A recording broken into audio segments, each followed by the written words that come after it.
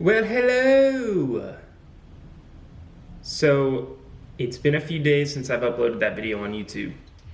And to all my friends and family and even new people that I don't know who watched it, like, super huge thanks. I mean, it's not like anything crazy. I think the last time I looked at it, it was like 55 people watched it. But it's still pretty cool to know that people would even watch it, especially because it was like movie length and I'm literally talking about nothing. So I'm sure I've lost a couple people along the way, like as I was doing it or as you were watching it, I should say.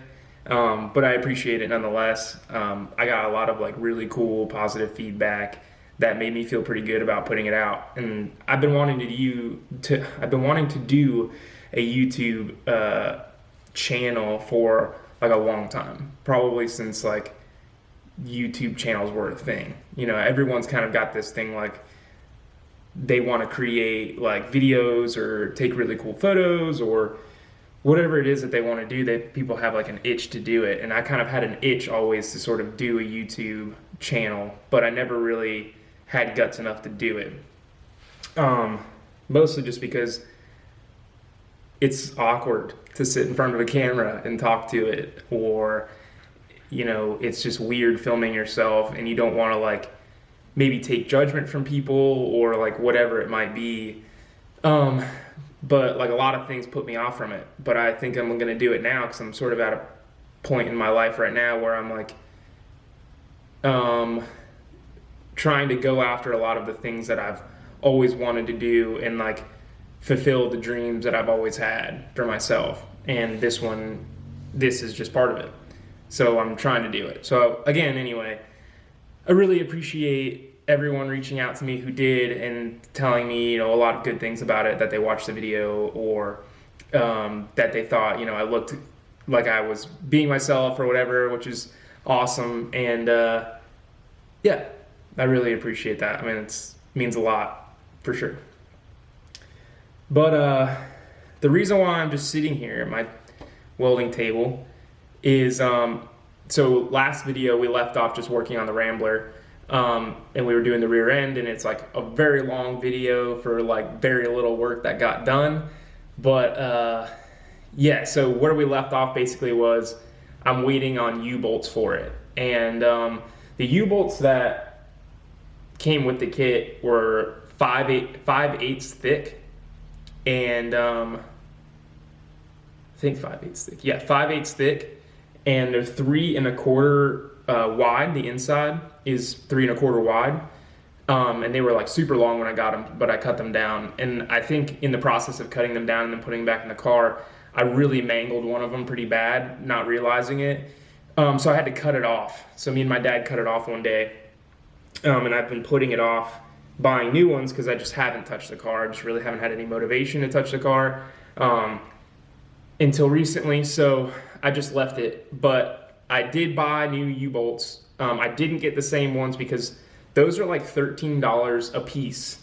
And after looking over them, after I had to cut the other one out, they're all pretty much like pretty mangled up. And I think it's just because they're bare metal. I mean, I didn't do the best job cutting them off either, but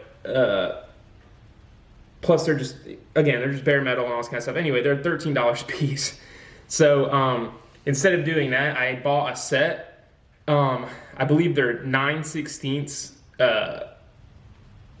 thickness, and they're 3 1/4 wide by 9 inches, which is about what I cut these to.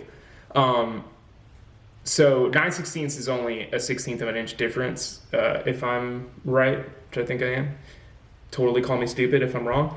But I bought those, and they were $30 for the whole set. So yeah, that's why I bought those. They're not from the same company or anything, but they were Amazon Prime, and I bought them.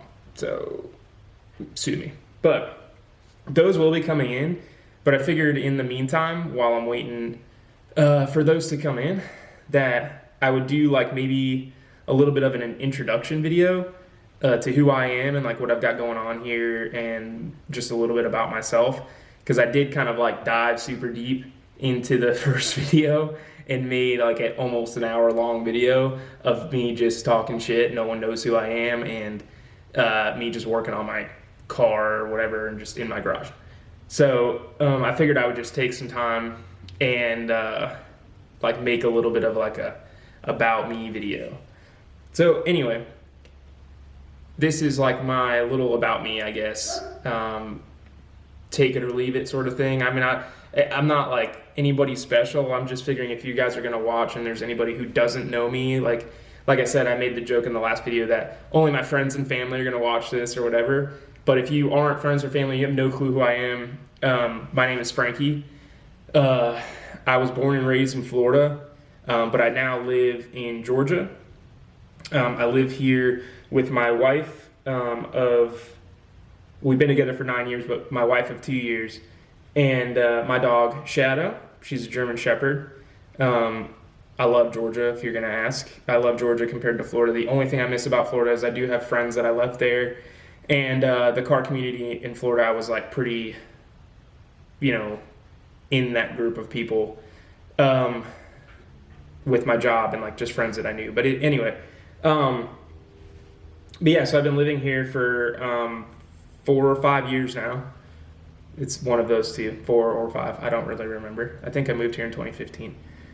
But yeah, so I got my start in cars basically from my dad. I mean, my dad was a mechanic for a really long time, and he owned his own business called Kennedy Super Service. For any of my friends in Florida that have been there for a long time, he had a business on Palm Beach Boulevard in Fort Myers, Florida, called Kennedy Super Service, and was there for a very long time. I want to say my dad worked that business for 22 or 23 years, and then retired from that. He's basically is the reason why I got into cars. And it's funny enough because when I was much younger, I mean, I didn't get into cars until I was like maybe 14. I was like getting ready to get my first car, so I didn't really get into cars until about I was 14. But my dad used to try and bring me to the shop to kind of gauge my interest in cars. And I do remember some of the times, but my dad tells me more often than I remember, that I just didn't want to be there. I didn't like cars. I didn't like being dirty and greasy and all that kind of stuff. But he would bring me to the shop to try and, get me interested in the thing that he was so passionate about and the thing that fed our family, you know what I mean? So I just wasn't interested. I just didn't care. I didn't want to go to the shop. I mean, looking back on it now, obviously I'm like, shit, but I just didn't care at the time. But, when I was 14, I started to really care about cars, and my dad's been a hot rodder and a mechanic and loves bikes and has built stuff since he was, a little kid, and he's got pictures of all that. And I might even throw in some pictures of him at the shop and everything. But that's basically what got me into cars. And then as I started to learn about cars and get into cars when I was 14 or 15, I started to realize how much my family is a part of the car community and in the racing community and things like that. I mean, they've been a part of that for a really long time. Like I said, my dad owned a shop on Palm Beach Boulevard where he just basically did general mechanic work, a little bit of fabrication, and he built round track cars, and he drove out to Charlotte County Speedway and all that kind of stuff, out there in Florida.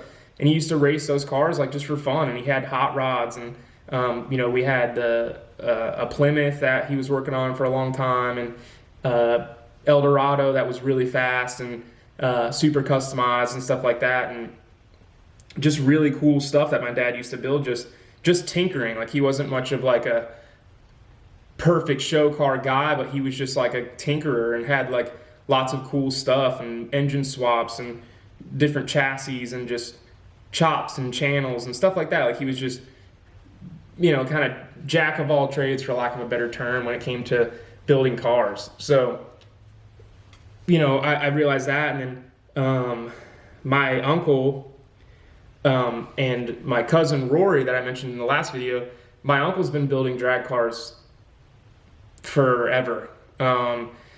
And he worked for Chevrolet when he was much younger, and he owned several performance shops. He now lives in Virginia with Rory, and they both work at Rory & Son Transmission and Driveline.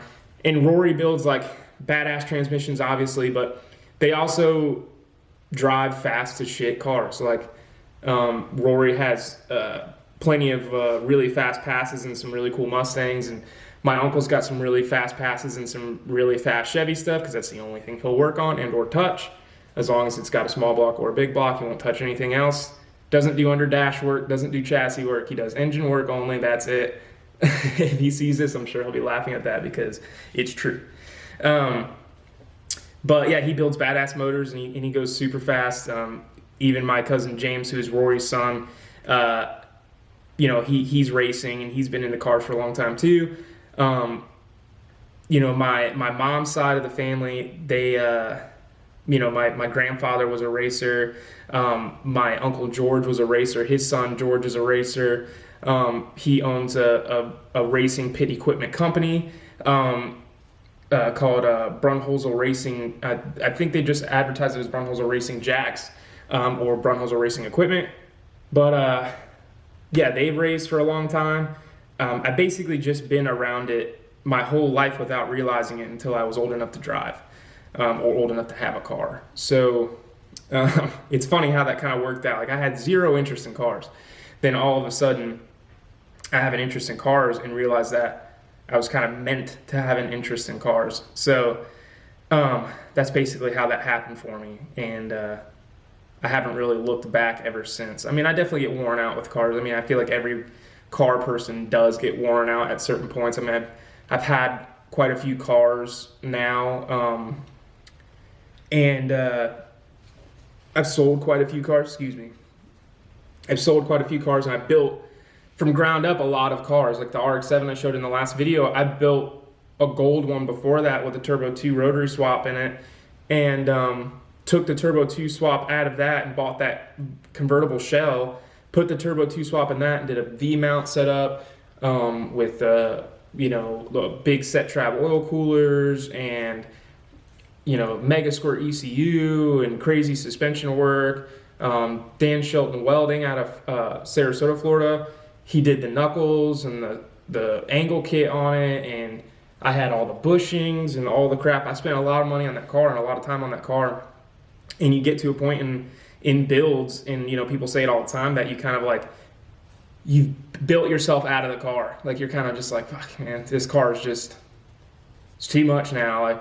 I just don't want to work on it anymore because I've done it. I'm like bored of it now, or whatever it might be. Or you're just, I mean, with the LS car, I was so close to driving that car and it being done that it was like, the fact that I look back on it now and I parted it out and got rid of it and did all this stuff, and I even junked the shell, and the shell was like super clean.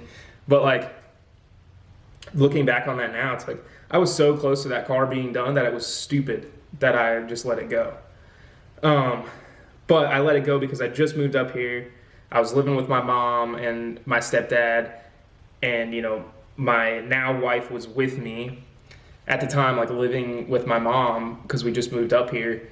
And so I was just like, that's just money sitting there. I can't work on it. It was just sitting in the garage at my mom's house, and I don't want to like make a mess or anything over there. So I was just like, well, best bet would just be pull all the stuff that I'm going to keep off of it, and then I'll just part it out and get rid of the chassis. And that's exactly what I did. And then when I finally got my own place, I bought another car, that RX-8, and I built that, and I ended up selling it too to sort of like help fund the wedding.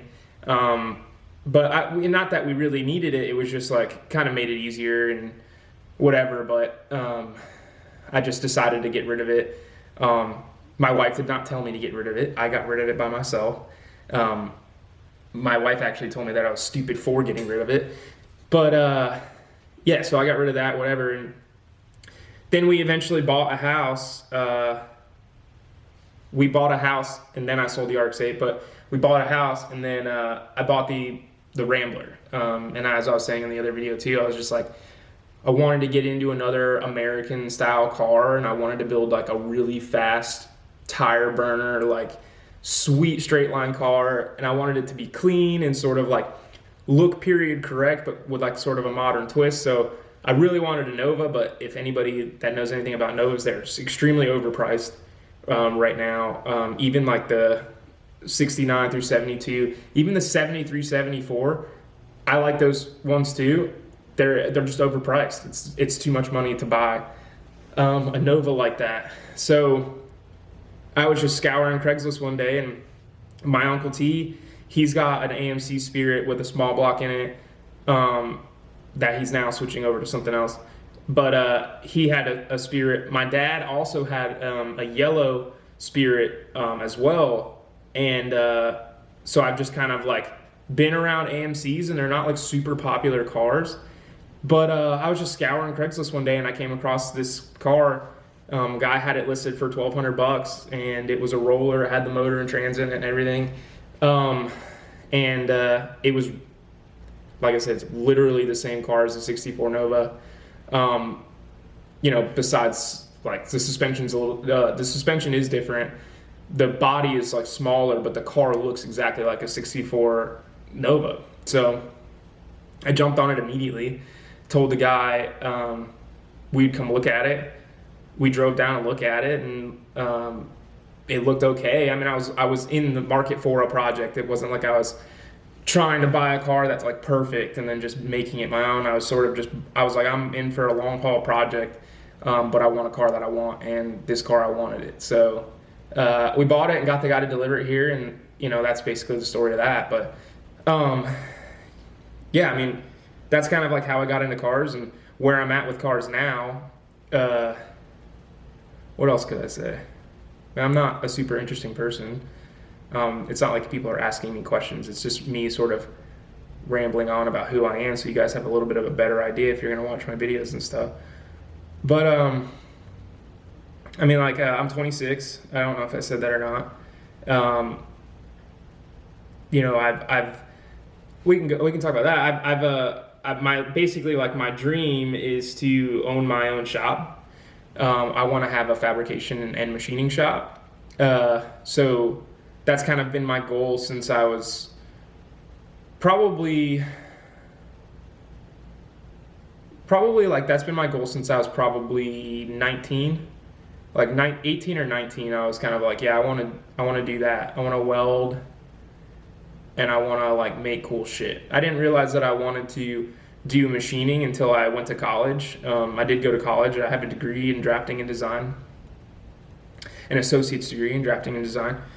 And while I was going to school, I was sort of apprenticing, not really apprenticing, but like I had a buddy who owned a machine shop in Florida.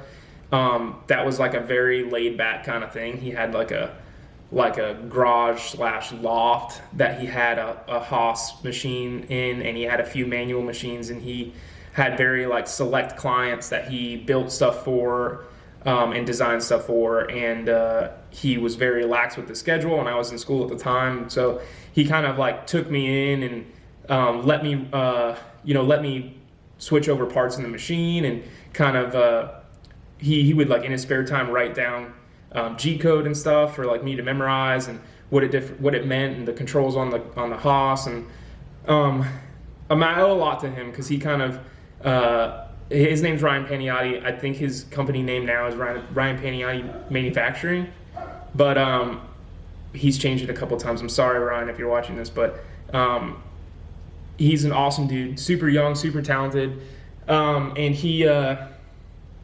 basically kind of opened my eyes that that's what I wanted to do. Like, I kind of just stumbled into his shop one day. I had friends that knew him. We went over there one day to like, they were building scooters at the time. The whole Honda Ruckus thing was like all the rage at the moment. So people were building all those things, and I went over there with some buddies who were getting parts for him, because he had a company called the Ruck Factory, and he was making like cool billet parts for him. And he went over there to get a few parts, and I just tagged along, and got to meeting Ryan, and then me and him kind of hit it off. We were friendly or whatever, and then he was basically like, yeah, man, come on down, and I asked him one day, I was like, do you mind if I like just shadowed you or whatever? And because I was in school for drafting and design, and I was sort of like more focused on the mechanical side of it, and I was using programs that are already for that sort of thing. But yeah, so he took me under his wing or whatever, and showed me a few things. I also worked at a automotive machine shop when I was like 16 or 17, right when I first started driving. My uncle got me that job, and they paid me like $7 an hour to come like mow the yard and you know, clean the grease traps and stuff. Like I thought I was gonna be learning some cool shit, but really, in all reality, I was just, you know, kind of like the cleanup boy, which is fine. You know, it was no big deal, but I kind of started to realize that this is what I wanted to do around that time. You know, between 16 and 19, the dream was sort of like, I want to be around this. Like I want to be around machines. I want to weld. I want to get into CNC machining. I want to do that sort of stuff, and that's still a goal for me. And I'm 26 now. I'm not working in that industry or anything, but I am in school right now to get my certifications for welding. I'm in like a really long program for it because I'm trying to get my certifications for every type of process, which is not really needed. Like I could niche, you know, I could do it niche and all that kind of stuff and go very specific to what I wanted to do. But my dream is to own my own shop, and that's what I want. That's what I'm going to do, and I'm going to do everything in my power to do that. So I want to be the best at what I do, though. So if that means, you know, spending a little bit of money and spending some time to like learn every process and to learn all of the ins and outs of those processes and to spend the money to be certified, because it does cost money to do all that kind of stuff, and it does cost time, and you have to keep up with that kind of stuff over time. That's what I want to do. I mean, like a lot of people tell me all the time, you don't really need your certifications. You could figure it out, and there are places out there that will hire you on as a welder, and they'll teach you how to weld for them. They won't teach you, you know, the actual ins and outs of that process that you're doing, but they'll teach you how to hold a MIG gun and weld for them. You know what I mean? But all you're going to learn is how to weld for them. And as much as that's awesome, and there's nothing against that for anybody, like there are really good careers out there for places like that. They'll teach you how to weld entry level, and you build your way up, and that's a career. Like you could retire with a place like that. But my dream is to own my own shop, and I can't let anything get in the way of that for me. So that's what I want, and that's what I'm going to do. And I'm going to try and learn as much as I possibly can to get to that spot. There have been people who have done it sooner than me. There are people who don't do it till way later than me. But you know, I just got to keep doing it, and that's what I want to do. So I'm hoping that, you know, I could show progress of that over time with this, and possibly, you know, you guys can kind of grow with me. The people who end up watching these videos can sort of grow with me and see me come from, you know, my little setup here at my house to maybe I'll have a shop and still be doing videos and all that kind of stuff, and that would be like super awesome to be able to like look back on that and show everybody like this is where I was and this is where I'm going, or this is where I was and this is where I am now. That'd be really cool. So that's kind of like the gist of me, I guess. But yeah, like that's basically the goals for me. I kind of like touched on that too without really realizing it. The goals for me about this whole YouTube thing is I'm trying to keep myself accountable. I mean, the whole reason to do this is not only because I consume a lot of YouTube and have always consumed a lot of YouTube, but I've always wanted to do YouTube videos, and I think this is a really good way to keep me grounded and to keep me humble and to keep me committed to my dreams and my goals. I think this is a great way to do it. I mean, I'm keeping myself accountable by sitting here in front of a camera and talking to myself and hoping it reaches people, and maybe hopefully building a really positive community around it, about like, I don't know, getting shit done and doing what you want to do and following your dreams sort of thing. But in the form of me welding shit and making stuff and working on my car.